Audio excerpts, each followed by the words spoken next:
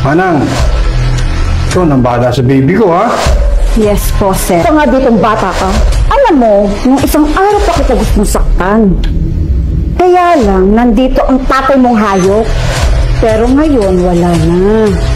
Kaya, masasaktan na kita. Aray ko, Manang! Nasasaktan ako! Talagang masasaktan ka. Alam mo kung bakit? Kasi, inagaw ng mami mo ang lalaking pinakamamahal ko. Mga agaw! Ano bang...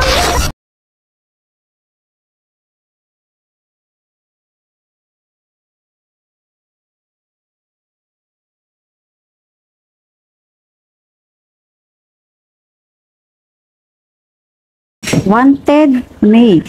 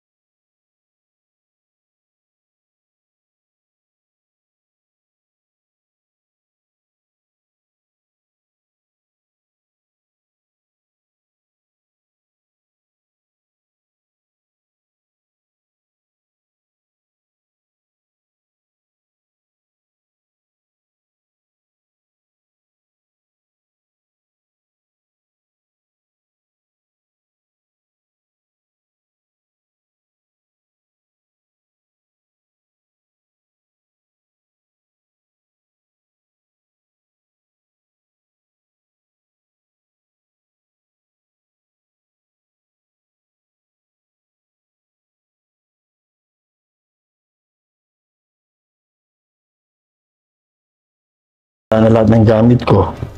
Basta pag nagka-problema ka dito, isang tawag lang, ha? Tawagan mo ako agad. Yes po, Daddy. Don't you worry about me na. Hindi na ako bata. Alam ko na yung gagawin ko. Kahit na, alam mo naman, ikaw ang my one and only baby. Alam mo naman, ikaw ang unika ina ko. Eh, Daddy naman eh.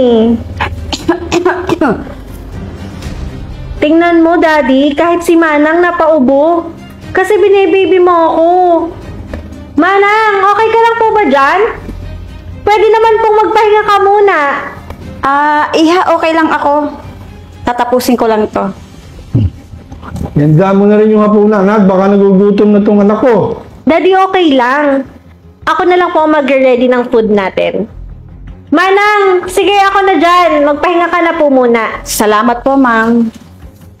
Tsaka muna, may nalimutan yata akong ibiling dito kay Manang, ha? Sure, Dad. Dito ka muna, baby.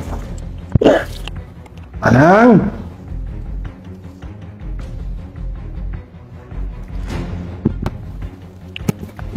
Anong plano mo? Bakit ka nagpakita dito? Balak mo ba kaming sirain mo ito, ha? Ano ka ba, Pedring? Masyado kang nagtakot. Huwag kang mag-alala. Wala akong balak na masama sa'yo. Kaya, kalma ka lang. Siguraduhin mo lang wala. Kasi pag nalaman ko meron, malilintigan ka sa akin. Daddy, bakit hinahawakan niyo ng mahigpit si Manang? May problema po ba? Iha, muntik na kasing madulas ang daddy mo kaya napakapit siya sa akin. Akala ko kasi kung napano na kayo dito eh. Okay lang ako, anak. Tara na nga. Tsaka sabi naman ni Manang, siya na maghahanda ng hapunan. Tatawagin na lang tayo pagka okay na.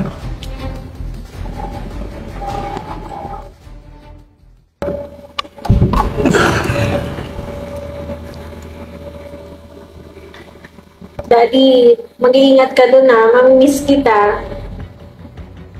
O, basta yung billing ko, ha? Lagi mong tatandaan. Daddy is just one call away, ha? Manang, ikaw nang bala sa baby ko, ha? Yes po, sir.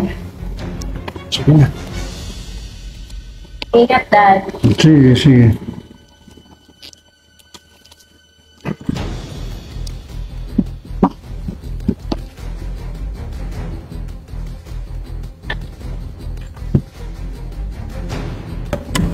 Halika nga ditong bata ka. Alam mo, nung isang araw pa kita gustong saktan. Kaya lang, nandito ang tatay mong hayop. Pero ngayon, wala na. Kaya, masasaktan na kita. Aray ko, Manang! Nasasaktan ako! Talagang masasaktan ka. Alam mo kung bakit? Kasi, inagaw ng mami mo ang lalaking pinakamamahal ko. Mga agaw! Ano bang pinagsasabi mo, Manang? Nasisiraan ka na ba ng ulo? Hindi mo alam na bago magpakasal si Pedro at ang mami mo, nabuntis na niya ako. At nung nalaman niya na nalaglag ang anak namin, iniwan na niya ako! Ano ho? Vilma! Bitawan mo ang anak ko! Wala siyang alam! Huwag mo siyang idanay! Dok, pakikuhan na nga mo siya! Daddy, ano bang pinagsasabi ni Manang? Lahat ng sinabi niya, totoo. Pero, pinilit lang niya ako para may mangyari sa amin. Oo, Vilma. Alam kong pinlano mo ang lahat para mabuntis kita. Pero Pedring, nagawa ko lang yun dahil sa pagmamahal ko sa'yo. Please, bumalik ka na sa akin. Nababaliw ka na ata, Manang. Nakikita mo naman na may pamilya na si Daddy. Bakit hindi mo na lang tanggapin na ayaw na sa'yo ni Daddy? Hindi! Hindi! Wala makakapagpigil sa akin para tigilan ko si Pedring o hindi! Alam mo, Vilma, dapat pagalingin mo muna ang sarili mo. Sorry, pero hindi ko kayang ibalik yung pagmamahal na gusto mong manggagaling sa akin. Ang kaya ko lang bigay sa iyo yun, gawin ng lahat para maging okay ka. Para maging stable ang pakiramdam mo at pag-iisip. Sige po, dalhin nyo na siya. Huwag mo ko ibigay sa kanila, Pedring! Hindi ako baliw! Tayo po. Mahal kita!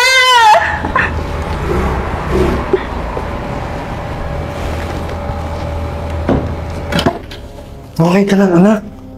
Sorry ha. Kung nilihim ko sa'yo tungkol sa pagkakakilala namin ni Vilma, dati pa. Hindi ko naman alam na aabot sa ganito eh. Okay lang po yun, Daddy. Ang importante naman, tapos na po yun at hindi na mauulit pa. Tsaka naiintindihan ko naman po na kaya nyo inilihim sa akin para din sa akin yun. Napakaswerte ko talaga sa iyo, anak. Kung buhay lang ang mama mo, nasa bunutan na yung Wilma na yun. Pero masaya na rin siya ngayon dahil lumaki kang ganyan, katulad niya.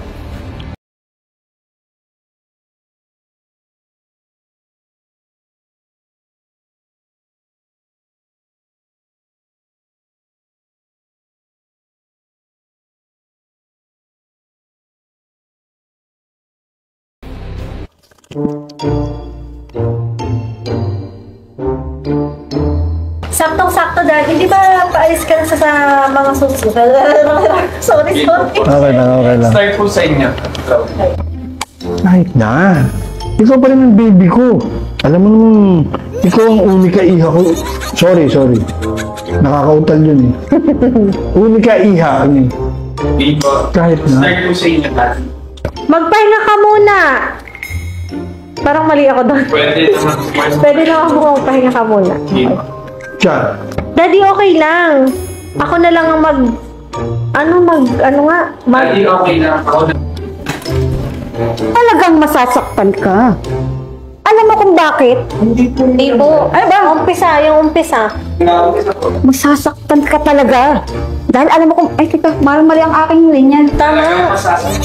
Pero pwede na din po yun. Oo. Vilma! Bitawan mo ang anak ko! Daddy! Wala siyang alam! Huwag mo siya igamay! Pause.